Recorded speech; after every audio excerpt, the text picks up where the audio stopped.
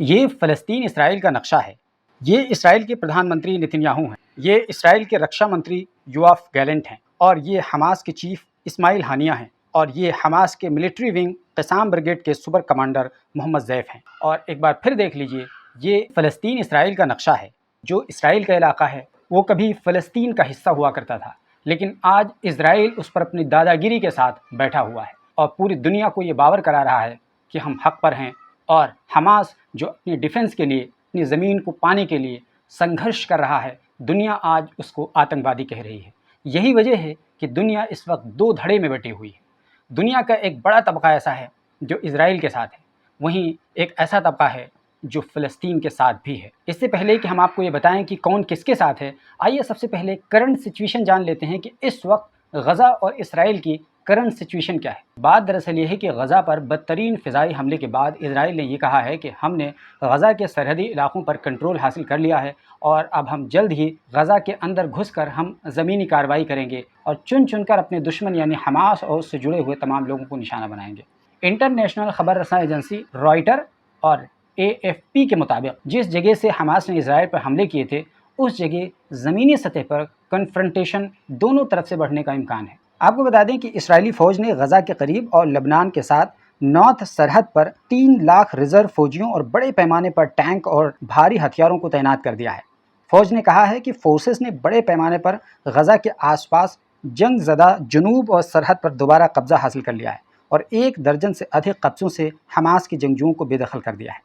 International news agency की माने तो हमास के ज़बरदस्त हमले के बाद इसराइल ने पलटवार करते हुए गज़ा पर ज़बरदस्त बमबारी करने की शुरुआत कर रखी है और लगातार बमबारी जारी है और इजरायली फ़ौज ने बग़ैर किसी इम्तियाज़ के उन रिहायशी इलाक़ों को भी निशाना बनाया है जिसमें ख़वातीन और बच्चे भी शामिल हैं। यही वजह है कि गज़ा में हलाकतों की संख्या लगातार बढ़ती जा रही है। फ़लस्तीन की वजारत सेहत ने गज़ा पर इसराइली बमबारी के नतीजे में अब तक 1050 से ज़ायद अफराद की शहादतों और 5000 से अधिक अफराद के ज़ख्मी होने की तस्दीक कर दी है।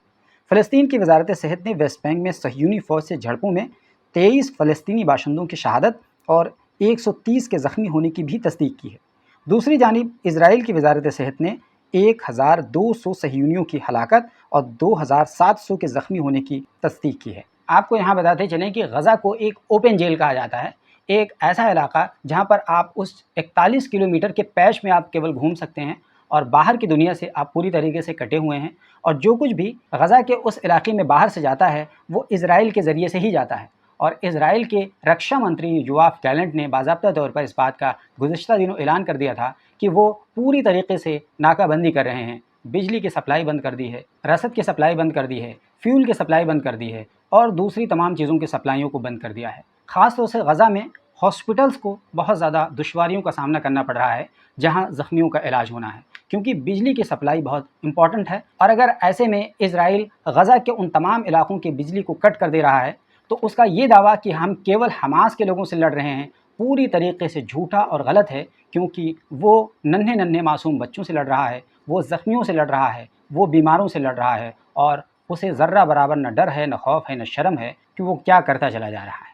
एक बार और आपकी जानकारी के लिए बता दें कि गज़ा पर जिस तरीके से बमबारी लगातार की जा रही है उसमें फ़लस्तीन का ये दावा है कि गज़ा पर इसराइल ने जो बमबारी की है उसमें फ़ॉस्फोरस का इस्तेमाल किया है, जो कि इंटरनेशनली ममनू है। फ़लस्तीनी वज़ारत ख़ारजा के एक्स सोशल मीडिया अकाउंट पर दिए गए बयान में बताया गया है कि इसराइल गज़ा के शिमाल में करामा के इलाके में फ़लस्तीनियों के ख़िलाफ़ बैनुल-अक़वामी सतह पर बैंड वाइट फ़ॉस्फोरस इस्तेमाल कर रहा है। अगर फ़लस्तीनी वज़ारत ख़ारजा का ये दावा दुरुस्त है तो ये इसराइल के लिए भारी पड़ सकता है, क्योंकि अंतर्राष्ट्रीय सतह पर ऐसा करना बिल्कुल गैर कानूनी है। इसके अलावा एक और अहम अपडेट दे दें कि एक तरफ इसराइल गज़ा के साथ कन्फ्रंटेशन है, फ़िज़ाई और ज़मीनी सतह पर दोनों के साथ एक बीच में ज़बरदस्त मुठभेड़ है, वहीं दूसरी तरफ इसराइल को लेबनान की तरफ से भी सामना है, क्योंकि इधर से हिज़्बुल्लाह ने इसराइल की तरफ मार्टर शेल्स दागे हैं जिससे बड़े पैमाने पर इसराइलियों के हलाकत का इम्कान जताया जा रहा है। हालांकि अभी ये तस्दीक नहीं हो पाई है कि लेबनान के हिज़्बुल्लाह के द्वारा दागे गए मार्टर शेल्स में इसराइल के हलाकतों की संख्या कितनी हुई है। उधर उसके जवाब में इसराइल की तरफ से लेबनान पर भी रॉकेट दागे गए हैं और अब तक दोनों तरफ से ये कन्फर्म नहीं हो सका है कि इधर या उधर किसी तरह की कोई हलाकत हुई है, लेकिन बहरहाल इतनी तस्दीक हो चुकी है कि दोनों तरफ से रॉकेट और मार्टर शेल्स का तबादला हुआ है।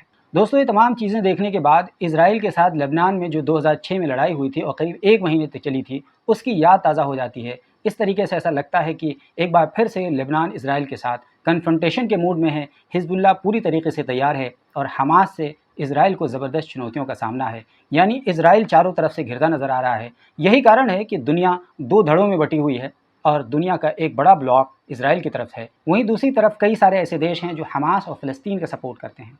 आइए बताते हैं कि इसराइल का सपोर्ट करने वाले देश कौन हैं। तो उसमें America, Britain, Italy, France, Germany, Bharat, Australia, UAE, European union, Canada, Japan और पोलैंड शामिल हैं। इसके अलावा फ़लस्तीन का साथ देने वालों की बात करें तो उसमें ईरान प्रमुख तौर पर, कतर, लेबनान, तुर्की, पाकिस्तान, कुवैत, अफ़गानिस्तान, सऊदी अरब, उर्दून, रूस, इंडोनेशिया, यमन और सीरिया शामिल हैं। इसमें कई सारे ऐसे देश हैं जो परमाणु संपन्न हैं, जैसे कि अमेरिका है, रशिया है, ख़ुद इसराइल है, पाकिस्तान है और ब्रिटेन है, फ्रांस है। इसके अलावा आप देखिए कि कितने ऐसे देश हैं जिनके पास घातक मिसाइल हैं, जैसे कि ईरान।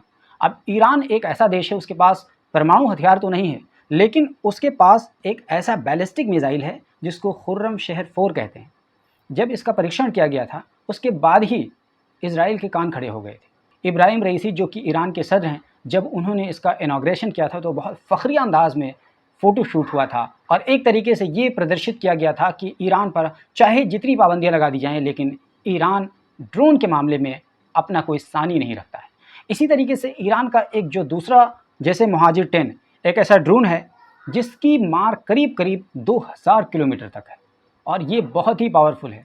तो गर्चे ईरान के पास परमाणु हथियार नहीं है, लेकिन ईरान प्रमुखता के साथ हिजबुल्लाह और हमास के साथ खड़ा हुआ है। यही वजह है कि अमेरिका जैसी बड़ी शक्ति ईरान के इस तरह के ड्रोन और मिसाइल को देख करके असहज हो जाती है। वहीं यमन का जो बहुत ज़्यादा प्रमुखता के साथ बात की जाती है, तूफ़ान मिसाइल, ये एक ऐसा मिसाइल है जो करीब करीब 2000 से अधिक किलोमीटर तक इसकी रेंज है, मारक क्षमता है। हालांकि सऊदी अरेबिया के साथ जब जंग हो रही थी तब यमन को ईरान ने दिया था, लेकिन चूंकि अब यमन, सऊदी अरब और ईरान ये तमाम लोग कभी दुश्मन हुआ करते थे, अब दोस्ती की तरफ अग्रसर हैं।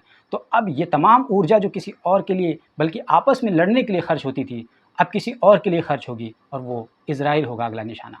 सऊदी अरब ने अभी बहुत ज़्यादा एग्रेसिवली तो बहुत कुछ नहीं कहा है, लेकिन सऊदी अरब को ये पता है कि अगर हम इसमें बहुत ही एग्रेसिवली पार्टिसिपेट नहीं करेंगे तो अगला टारगेट हम जैसे लोग होंगे, क्योंकि सऊदी अरब और जैसे देशों में मोनार्की का सिस्टम है, किंगडमशिप है, राजा वाला मामला है, तो प्रजा मुसलमान है। और अगर इसराइल और फ़लस्तीन के बीच में कोई ऐसा मामला होता है तो जाहिर सी बात है प्रजा मुसलमानों का साथ देती है और फिर राजा को हर हाल में प्रजा की भावनाओं का ख्याल रखना पड़ता है। तो यही कारण है कि सऊदी अरब ने भी इस तरह का इनिशिएटिव लिया है और जो वो मिडल ईस्ट कॉरिडोर की बात थी, सऊदी अरब ने इसको डिनाई कर दिया है। सऊदी अरब ने बहुत ही खुल करके ये कहा है कि वो फ़लस्तीन के कॉज़ को सपोर्ट करते हैं। इस तरीके से जितने भी सपोर्ट करने वाले देश हैं, सबका अपना अपना एक तर्क है। वहीं मिस्र ने कुनमुनाहट शुरू कर दी है और मोरक्को ने भी ये बात कह दिया है कि जंग बंदी होनी चाहिए, जंग मसले का हल नहीं है। यानी कहीं ना कहीं शिमाली अफ्रीका के जो देश हैं, मुस्लिम देश हैं, इन्होंने भी अपनी अपनी प्रतिक्रियाएं देने की शुरुआत कर दी है। अब ऐसी सूरत में सवाल यह है कि आखिर इससे किसको किसका क्या फ़ायदा है। तो इसका बहुत ही सिंपल और सादा और आसान जवाब यह है कि इज़राइल को अपने वजूद की लड़ाई के लिए लड़ना है, फ़लस्तीन को अपने वजूद की लड़ाई के लिए लड़ना है। बाकी ये दो एक दूसरे को सपोर्ट कर रहे हैं, ये केवल अपने अपने हितों की रक्षा के लिए सपोर्ट कर रहे हैं। रशिया इस तौर पर इज़राइल और फ़लस्तीन के मामले में फ़लस्तीन का सपोर्ट करता है क्योंकि उसे हर हाल में अमेरिका से पंगा रहता है, और अमेरिका इस तौर पर इज़राइल को सपोर्ट करता है क्योंकि एक बहुत बड़ी ज्यूज़ लॉबी अमेरिका में रहती है और ये पूरा वोटों का खेल है। और कहीं ना कहीं अमेरिका शुरू से ही इज़राइल का सपोर्ट करता रहा, चाहे कैंप डेविड अकॉर्ड में जिमी कार्टर का किरदार हो, चाहे ओस्लो अकॉर्ड में बिल क्लिंटन का किरदार हो। इसी तरीके से 2012 की बात करें तो आयरन डोम सिस्टम इज़राइल ने तैयार किया है, उसमें ओबामा का बहुत बड़ा किरदार है। इसी तरीके से अगर तेल अवीव से अपनी राजधानी यरूशलेम शिफ्ट करने की बात हो तो 2018 में हेल्प किया था तत्कालीन अमेरिकन प्रेसिडेंट डोनाल्ड ट्रंप ने। इस तरीके से अब जबकि 2023 में फ़लस्तीन और इज़राइल के बीच जंग हो रही है तो जो बाइडन, जो कि डेमोक्रेट के लीडर हैं, उन्होंने खुल करके यहूदी लॉबी का सपोर्ट किया है।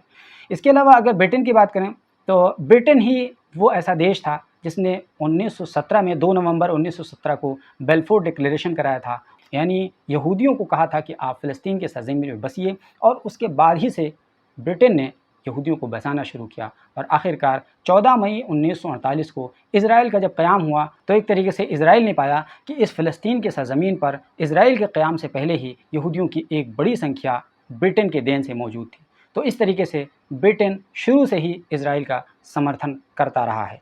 इसी तरीके से अगर भारत की बात करें तो हालांकि भारत की खारजा पॉलिसी शुरू से फ़लस्तीन की तरफ से ही है, लेकिन 2014 के बाद से जब से प्रधानमंत्री नरेंद्र मोदी आए हैं उसके बाद से भारत की खारजा पॉलिसी शिफ्ट हुई है और ये धीरे धीरे इज़राइल की तरफ गए हैं। इनकी इज़राइल की तरफ जाने की खारजा पॉलिसी क्या है, ये सबों के समझ से परे है, क्योंकि अल्टीमेटली इनको खाड़ी देशों से बहुत ज़्यादा तेल और बहुत तरह के बिज़नेस वाबस्ता है। उसके बावजूद प्रधानमंत्री नरेंद्र मोदी इज़राइल को खुश करने के लिए क्यों लगे हुए हैं, इसका लॉजिक बहुत सारे लोग समझने का प्रयास कर रहे हैं, लेकिन कम ही समझ पा रहे हैं। वहीं अगर जर्मनी और पोलैंड की बात करें तो जर्मनी और पोलैंड ये वो देश हैं, पोलैंड ऑश्विट्ज़ कैंप जहाँ पर कंसंट्रेशन कैंप थे और ज्यूज़ को वहाँ पर मारा गया था। तो इस तरीके से जर्मनी और पोलैंड ये दोनों देश भी इज़राइल के समर्थन में हैं। ज़माना बदल गया है, अब ये पश्चाताप कर रहे हैं। इस तरीके से अगर बात करें तो दो धड़े में दुनिया बटी हुई है, राय के एतबार से भी और हथियारों से सपोर्ट करने के एतबार से भी। बहरहाल इस पूरे मामले पर हमारी नज़र बनी हुई है। जो कुछ भी डेवलपमेंट होंगे हम आपको बताते रहेंगे। आपको इस पूरे विषय पर क्या कुछ कहना है, कमेंट बॉक्स खुला हुआ है, ज़रूर लिखिए और हमारे चैनल पर पहली बार आए हैं तो प्लीज़ ज़रूर सब्सक्राइब कर लें।